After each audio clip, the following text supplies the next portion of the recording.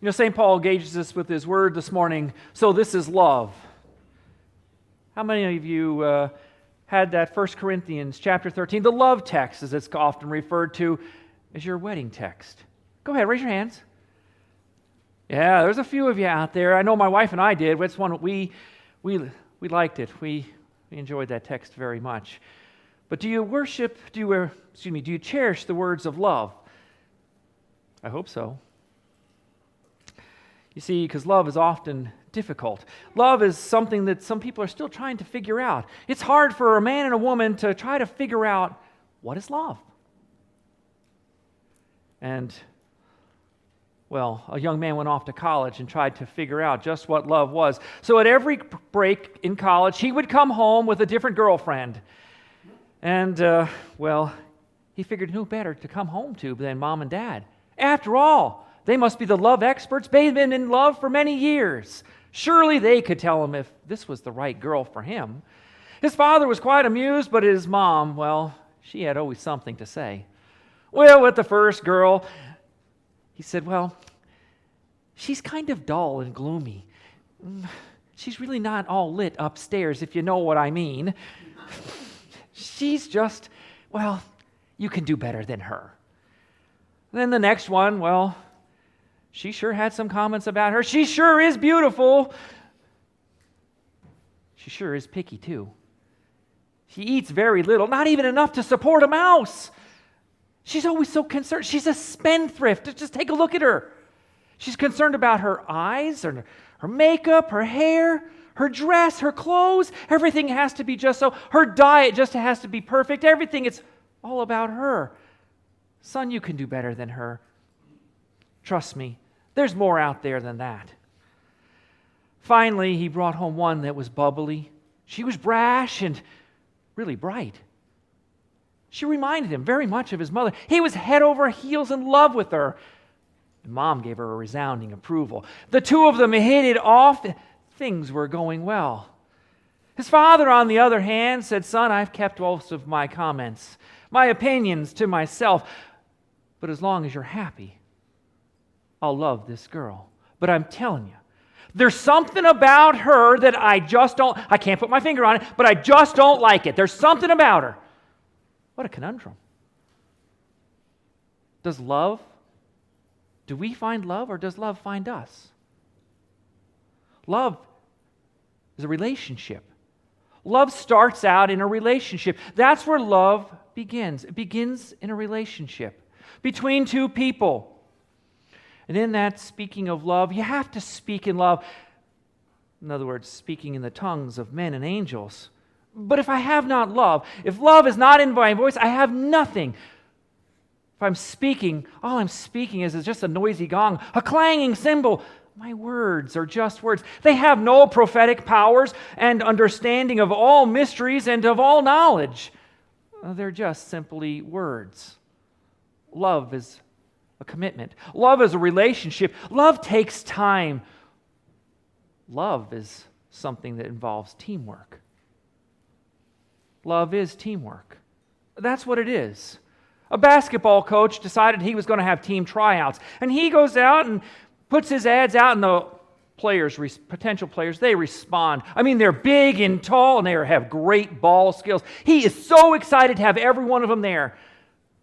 And he asks this question. Well, how many of you would like to be the guard, to take the ball from one end of the court down to the other?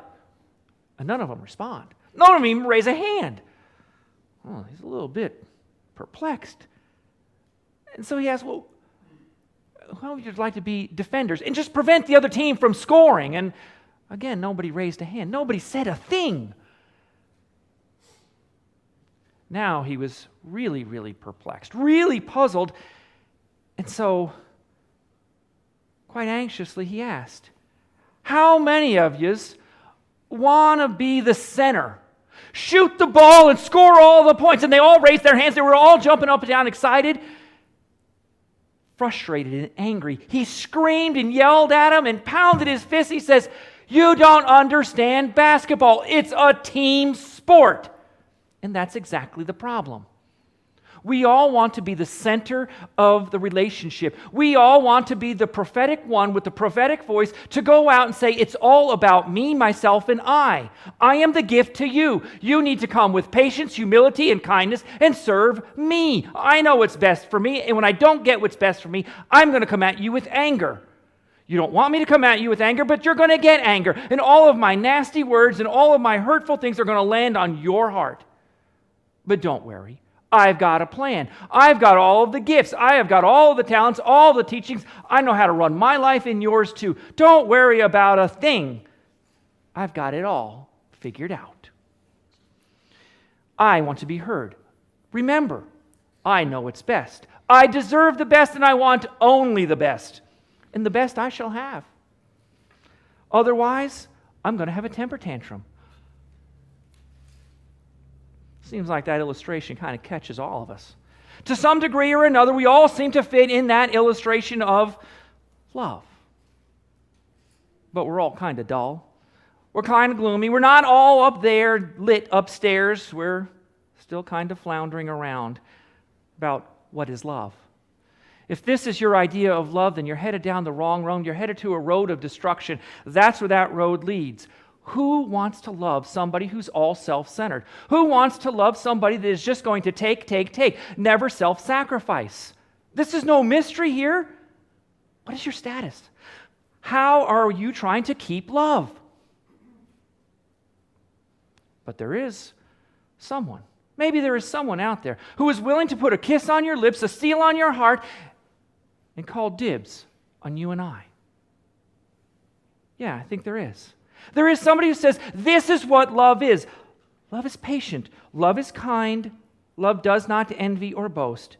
It is not arrogant or rude. It does not insist on its own way. It is not irritable or resentful. It does not rejoice at wrongdoing, but rejoices with the truth. Love bears all things, believes all things, hopes all things, endures all things. So this is love. Well, love. Then I better tell you right now. Satan, you better stand back, get back away from here, because I'm going to tell you right now, Jesus Christ knows exactly what he wants. He knows exactly what he's going to do. He knows exactly how he's going to do it. So we better give him our attention. We better listen up. And did I mention that Jesus is the one who empties himself, takes the form of a servant, endures all things for us, even death on a cross. Jesus is the one who takes and comes as God's love in the flesh to give us hope. Jesus is the one. He does it all. He is the one that is love personified. He's the one that says, this is what love is all about. I'm the one that's going to put a kiss on your lips.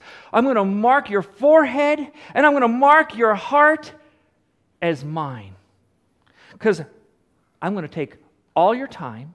I'm going to take your hands, your feet, and I'm going to make them all just mine. I want all of you. I want everything that you got to give. And I'm going to take it all.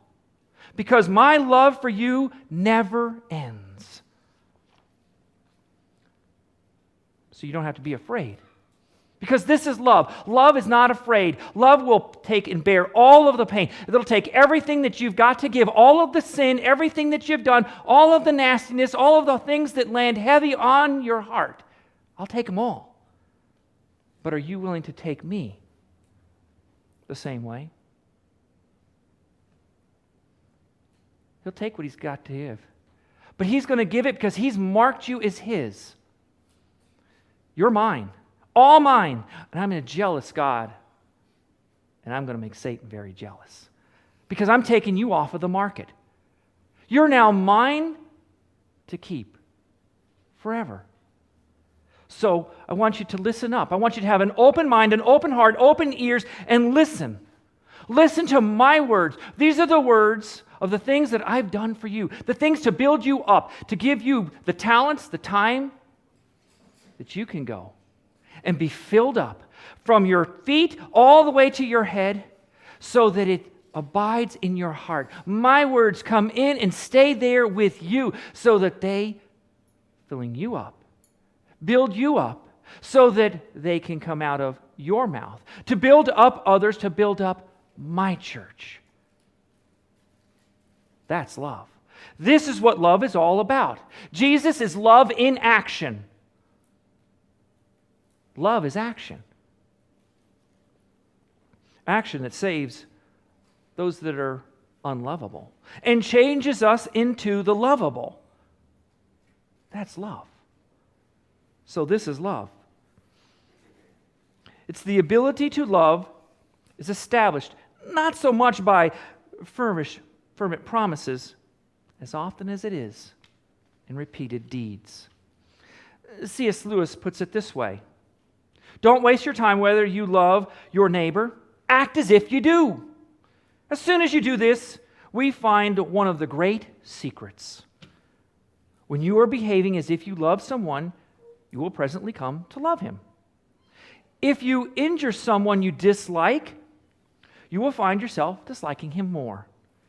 If you do him a good turn, you will find yourself disliking him less. So this is love.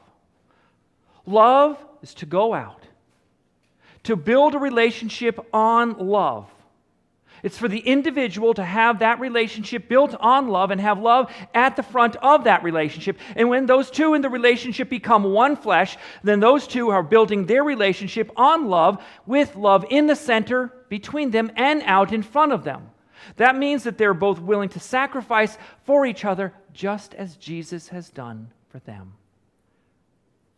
They don't come in pride, they don't come in envy, but they come in hope that what they are doing will be received in kindness, in gentleness, and mostly in love. That they can contribute all of their various things that they have been brought together here in this place with all of our different time, all of our different talents, all of our different abilities to do one thing: to love. And to spread that love from this place, from the church, to go out into the world around us, to spread over and to build up His church, the kingdom. So now faith, hope, and love abide. These three. But the greatest of these is love. Amen.